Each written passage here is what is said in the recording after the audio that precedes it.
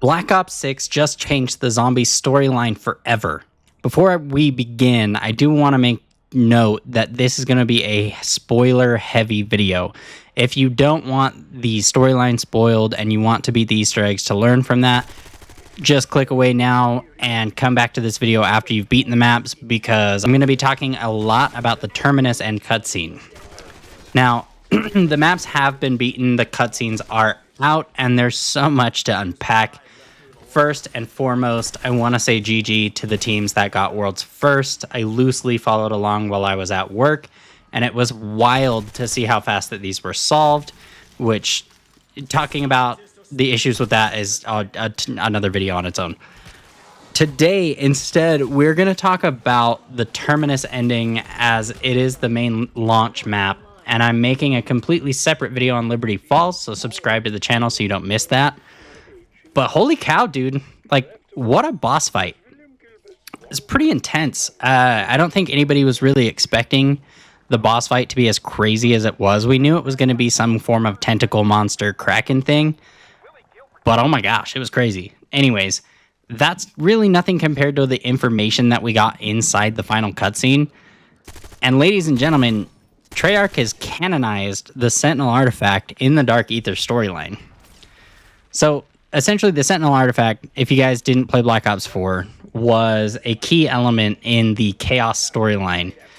And part of why this is so huge to the zombies community is we actually had confirmation from Treyarch and I believe Jason Blundell himself that Chaos was a completely separate universe and it wouldn't be mixed in with anything Ether. And, well, they just flipped the script on that one because it is confirmed to be in Ether. So not only did they mention the Sentinel Artifact, but they also mentioned that its ability is to manipulate prima materia, which, as you can remember, is essentially element 115 in the Chaos storyline. So they brought it back, and this is huge. There's a lot of people that really loved the Chaos story, me being one of them. I absolutely love the whimsy of those maps and the settings and all of that.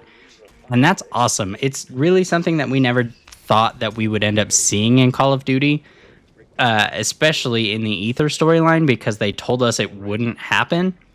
But it's really cool to see that it's back. And essentially, what does all of this mean? Well, Treyarch is essentially blending the two worlds, which is really cool. It's great news for people who liked Chaos, like myself. And it could mean that we're going to see some crazy whimsical maps like we did in Black Ops 4.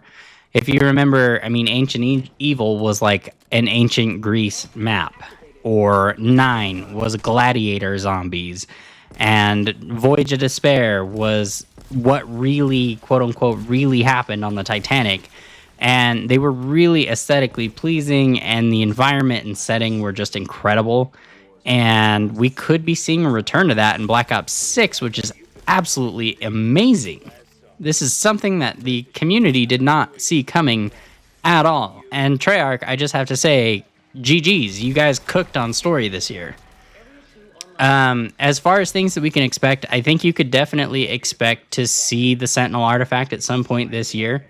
They talk about how Dr. Richtofen had been trying to get hold of the Sentinel Artifact for its abilities with prima materia. So there's going to be some kind of crossover with Richtofen and maybe part of the Chaos crew. I mean, will we see Diego or Scarlet, Bruno or Shaw? I mean, really, we don't really know. But I think it's safe to say that DLC 1 is going to be coming out with a bang story-wise, because I don't see them leaving this huge cliffhanger and then waiting till like DLC 4 to actually make the connection. I think this is something that we're going to see earlier rather than later, and it's quite incredible. I'm very excited to see where the year goes. Now, as far as like the Easter eggs themselves, again, it's really a separate video, but I'm not the biggest fan in the world. I really hope that they make them more challenging as the year goes on. Yes, Terminus did take a while to figure out, but once you figured it out, that map's going to be stupid quick. Like sub 20-minute speedruns, I think. Especially if you can get the wonder weapon on the map on your first box spin, easily sub 20-minute boss fight. So I could see Liberty Falls going the same way, like 10-minute boss fight. It's gonna be nuts. The speedrunning is gonna be really fast, but I'm more of a fan of like Revelations hunts where the community is just stumped for like 9 days trying to solve the Easter egg. I feel like it gives more people an opportunity to actually hunt for the Easter egg, especially when those of us that like to make videos on the side also have a 9-to-5 job that they do every day and couldn't get the time off for launch. Will actually have an opportunity to hunt, but granted, that's just me being picky because I make YouTube videos. Anyways, really incredible to see that the Sentinel Artifact and Prima Materia have been canonized in the Dark Aether storyline. I'm so excited to see where they take it from here. If you found this video interesting, make sure to leave a like on it. Let me know in the comments below what you guys think is going to happen for the rest of the year.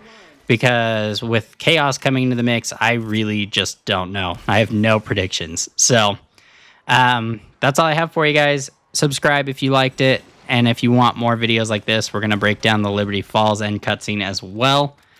But my name is Cyclops, and check out more videos from me coming up in the next week. Thanks for watching.